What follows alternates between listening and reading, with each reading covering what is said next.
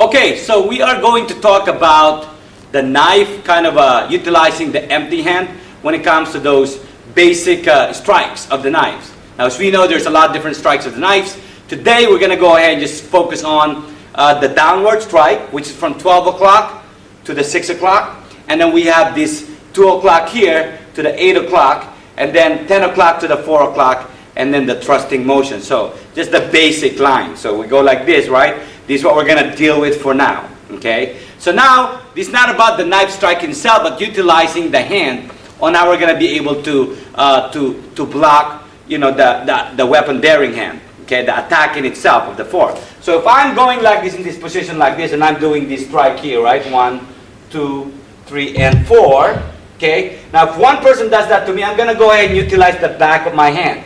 As you see, I'm not utilizing the front of the hand like this to where if the slice happens, kind of not like a good thing, right? The same thing on this side over here. See, I use the back of the hand blocking technique over here instead of going like this and getting once again slice over here to your hand, right?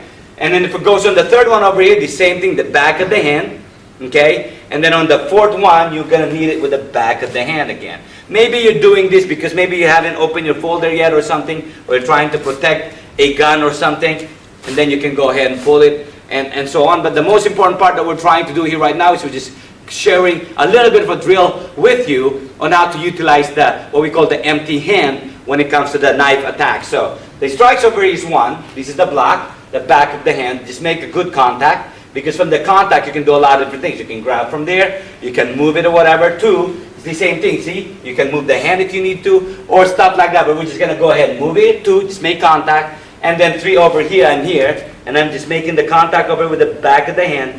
And then 4, okay? So now, what we are going to do, so both people can get to practice together, we're going to use this drill we call Palitan drill. Palitan means give and take. So instead of me just throwing you and then you learn nothing but, you know, getting thrown, you know, down the ground, then you also, you know, learn how to throw. So I throw you, you throw me, I throw you, you throw me. Kind of like that philosophy. I take it, you take it, I give it, and then you take it, you give it, and I take it. So we call this Palitan drill. So as he goes and gives me 1, I block here. Now he's going to go ahead and practice his 1 as well. See, now he blocks with that hand here. And then he gives me a 2 over here. I block with the hand over here, and I give him a 2 over here. Gives me a 3 over here. I go here, and then here, and then gives me a 4, 4, and 4. Now this is what we call pattern. As I give a 1, he gives me a 1.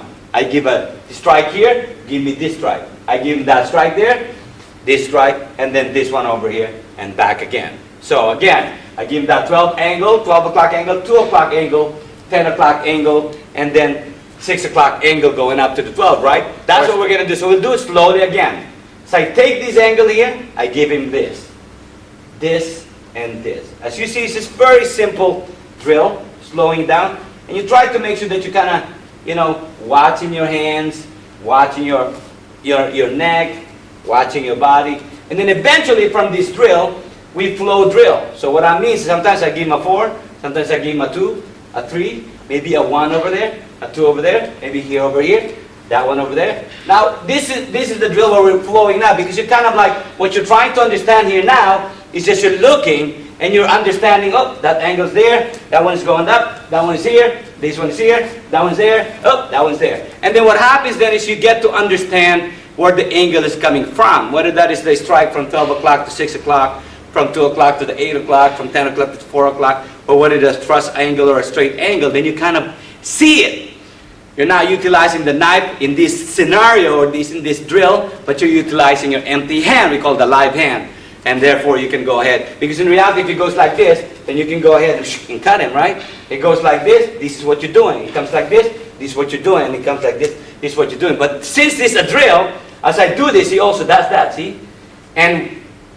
But in reality, if he just gives me 1, bam, then I can go ahead and attack him. You see what I'm saying? So it's kind of like a drill, a give and take drill, but at the same time, it's a block and a counter drill that you can actually think about and utilize when you're trying to practice with some basic, you know, 12 o'clock to 6 o'clock angles, 2 o'clock to 8, 10 o'clock to 4, and then a straight angle or a 6 going up to 12. So I hope you enjoyed this little video clip about how to utilize your empty hand in a knife fighting scenarios.